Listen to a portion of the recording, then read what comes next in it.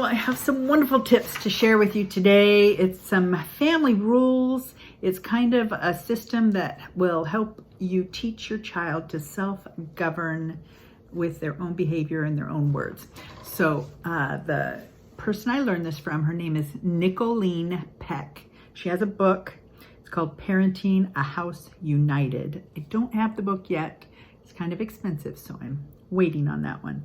But I have listened to her speak and I've taken a lot of notes, and I'm super excited to get this book because not that I'm parenting anymore, but I have lots of grandchildren and I love to find good ideas that work, and I love to share them with you. So she talked about ways that you can teach a child to self-govern, and the most important thing is teaching the child when they're not in the frustrated part of life, but when they're in a calm part. You teach them how to act when they're going through the frustrated part, and you practice that so that they're ready to respond appropriately. And her thing is teaching them to say okay. And I thought that was kind of funny because I made up a jingle a couple of months ago with my grandchildren. It says, "It's okay, it's okay, it's okay." And I love it because that's how you should respond. Even if you don't want to do something and you're made to do it, or it's okay. You can still do that. Or if you have to share a toy you don't want to, it's okay. Or if you have to go do something you don't want to, it's okay. So Nicolene Peck really stresses this. If you can teach the child to be okay. I can remember a dear friend of mine, and I don't get to see her as often as I would love to, but every time I say, "Well, how are you doing?" she says, "I'm fabulous." Now I know that she is not always fabulous, but she always responds that way.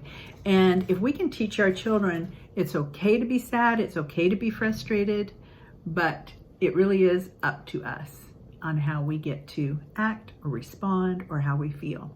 And so if they can learn to say it's okay, even when they're not getting what they want, it's just a great way to go. So we're going to give the children the skills that they need to stay okay and to be calm. And this is a proactive approach, teaching them ahead of time. Nicolene Peck says you can teach as young as 2 years old. And she has seen many a 2-year-old adopt this and say, okay, this is, they're little, they can do this. And each of the things that she teaches has a lot more steps to it. And I'm literally in the half-hour talk I listened to, she was barely touching the tip of the iceberg, and I'm just barely touching the tip of the iceberg of what she said. So just know there's a lot more to this. But you need to yourself be in a zone of calmness before you're having a discussion with the child. So you need to check yourself, make sure that you're calm, because it's very important for you to have eye contact and have a calm demeanor for them to respond calmly. Reacting is not good leadership. Reacting to, "Oh, I can't believe they did that," or "Oh my goodness, they're making so much noise, I can't handle this." That's not going to put you in the mental state of mind to be able to calmly help them handle their situation. So then I love what she said. She said, "I have a phrase that I use when I'm about to have to teach them, or I could react and be upset, but," she says to myself, "just now.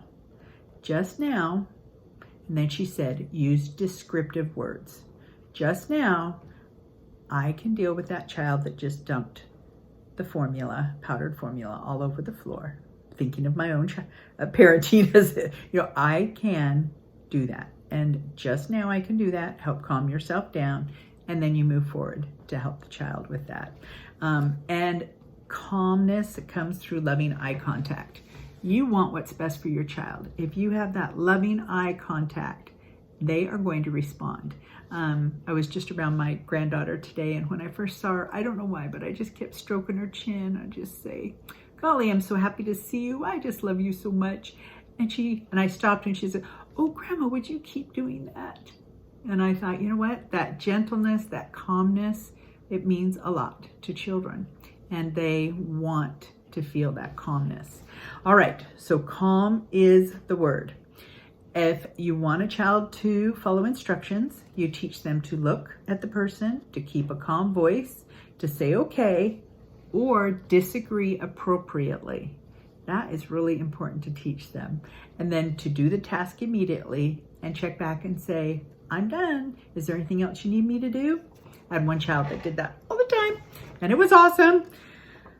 So blessed. Okay, how to accept a no answer. Your child, look at the person, keep a calm voice, face and body, say okay or ask to disagree appropriately, and then drop the subject. So I was at the store today with the same granddaughter, 3 years old, and I thought, oh, I just learned all this good stuff. I'm going to practice. So teaching her in the car on the way to the store, say okay, even when you don't get what you want. And when we got to the store, she's in the cart and she was grabbing something and she wanted it. And I said, no, you're not gonna have that right now. And she kind of fussed and I said, do you remember what we talked about? Do you have some words that you want to say to Grandma? And she calmed right down and she said something about still wanting it. And I said, I appreciate that that's how you feel, but the answer is still no. And she went, okay. And we put it back on the shelf and the lady in the cart right next to us said, would you please come mother my children? It's so funny. But how cool is that? Just teaching a 3-year-old today, a little bit of basics about okay, and it's okay to accept a no answer, and it's okay as long as you stay calm, can really work. We just got to keep doing that and helping them have a voice, but also learn to accept what they don't want.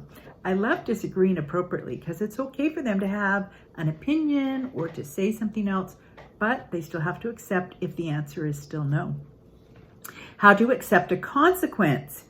Same thing, look at the person, keep a calm voice, face and body. Say okay to the consequence or ask to disagree appropriately. Do the consequence immediately and drop the subject. Boy, if we could just teach these basic few things to our children, how much better would our lives be? One more, how to disagree appropriately. Look at the person, keep a calm voice, face and body. Say that you understand the other person's opinion. Then you say your opinion. You listen to the decision and you accept it and you drop the subject. Oh boy, if we could teach our little ones that, and then through their middle years, if they just knew this is the way it is, life would go so much better. So, Nicolene Peck, Parenting a House United. She talks about how to effectively praise, how to do the pre-teaching, and how to do an effective and proper correction, which she said also includes a lot of praising. Now, when I hear everything that she had to share, I just think back to all the mothering I just kind of figured out and read books and did the best I could. And one thing I always say when people say, how'd you do it with 8 children? And I say, praise, praise, praise. That is really the key. Because if you can praise them, they just feel so good about themselves. And then they want to please some more.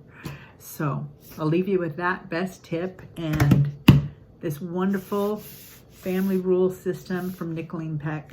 Hopefully some little tidbit in here will help you with your family. Hope you're having a great day.